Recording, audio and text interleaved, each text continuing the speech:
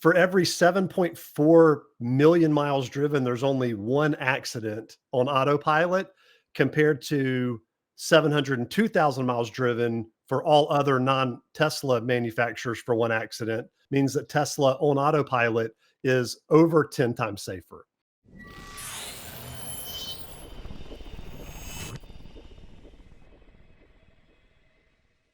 The attached image, it is by Musconomy on X. And what he's done is he's taken all of the data that Tesla releases. And so there's over 9 billion miles of data, and he's compiled it all and showed that basically there's been 1,506 accidents from autopilot engaged driving over that 9 billion mile mark. Well, that sounds like a lot, 1,506. Well, all Teslas without autopilot active has had 6,864. So with autopilot, 1,500, without autopilot, 6,864. And both of those are over a 9 billion mile of driving data set. But then when you compare that to the US average of non-Teslas, which is 18,367 accidents over that 9 billion mile average there, it's night and day. It's a big difference. And there's some comments here of people who are confused on the data sets here. And if it's, for instance, Scott Woods says, if the title is correct, autopilot and not FSD, then autopilot really only works on interstates and highways. Well, the autopilot feature includes full self-drive. And then we've got Alexi says, whenever autopilot can't cope, it turns itself off immediately. There's no way to refuse. So the autopilot won't be able to prevent an accident. Well, there's no data to support that autopilot turns itself off just before an accident to reduce that number. Whenever autopilot is in a situation that it's uncomfortable and it can't read the road or cones or whatever, it starts chirping at you and says, take over immediately. That's happened to me on several times. I've never gotten to an accident at that point. So I don't think that there is a link between autopilot shutting itself off and then an accident happening. And then, Ray says they're neglecting the fact that autopilot is used much more on highways than surface streets, which have a higher accident rate due to cross traffic lights, pedestrians, et cetera.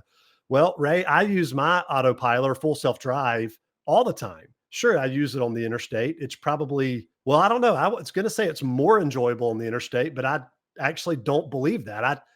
I'm going to circle back and say it's probably more enjoyable on all of those side roads. For instance, last night we went to Andy's Frozen Custard. By the way, if you're in America and you've never had Andy's Frozen Custard, oh my gosh, you got to try it. It's next level.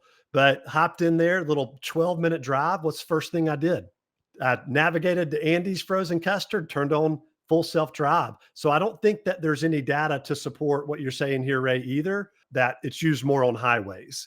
Overall, I don't think that there's any arguing based on this data, which, by the way, you can see this data if you go to tesla.com/vehicle safety report.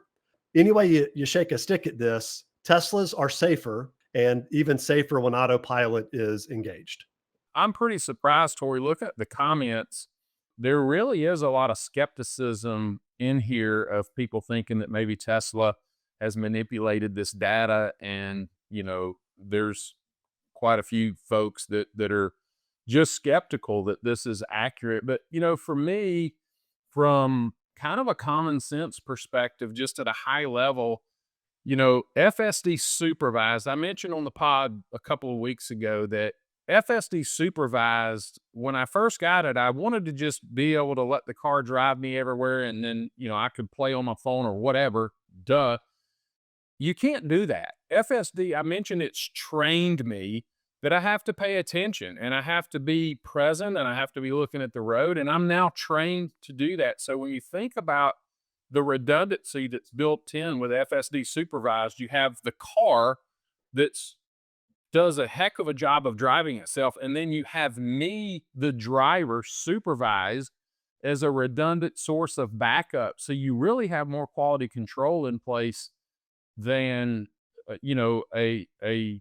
a car driving itself alone autonomously or a driver driving on. You have redundancy built in. So it makes sense to me that FSD supervised would be safer because of that redundancy that's built in. So, but it is interesting. Jump in there, everybody, and make some comments and read the comments because there's quite a bit of skepticism in there. I think where the skepticism comes from, and I understand this, full self-drive brakes for shadows and puddles. Full self-drive, I was going through this newly formed roundabout and there's cones everywhere and the lines aren't quite there yet. And I just wanted to see what it would do. And it couldn't really decide exactly what it wanted to do when I took over. And it left me wondering, like, hey, would I have driven into that cone? I probably wouldn't have. I understand why people are skeptical about this data. As we mentioned in our last podcast, FSD has done a couple of wild things for me that I'm like, whoa, where did that come from? But never in a way where I felt unsafe. Like it's never darted me into traffic or into oncoming traffic.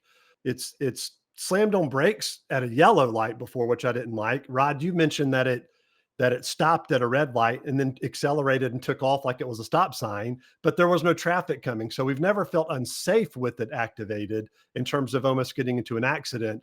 I think that a lot of these, if there was a car in the road, it would see the car and it would stop and it wouldn't do some of the things that people experience. So I think the skepticism comes from just that there's still a long way to go, and especially hardware 3 full self-drive. For me, it's never been in an unsafe way where I felt like I almost got into an accident because of it. Yeah, it's not perfect. Mine, I've noticed, like, if I see speed bumps, I have to be prepared because mine wants to hit speed bumps at full speed, which obviously no one wants to do. I've also noticed that debris in the road, roadkill or trash or something like that, mine's not real good at avoiding. So it's not perfect, but and that's where I believe that, you kind of have, if you can embrace FSD supervised and look at yourself as the backup driver, it really does make sense that it would be safer. So I like that mindset. That's a good mindset. You are the redundancy.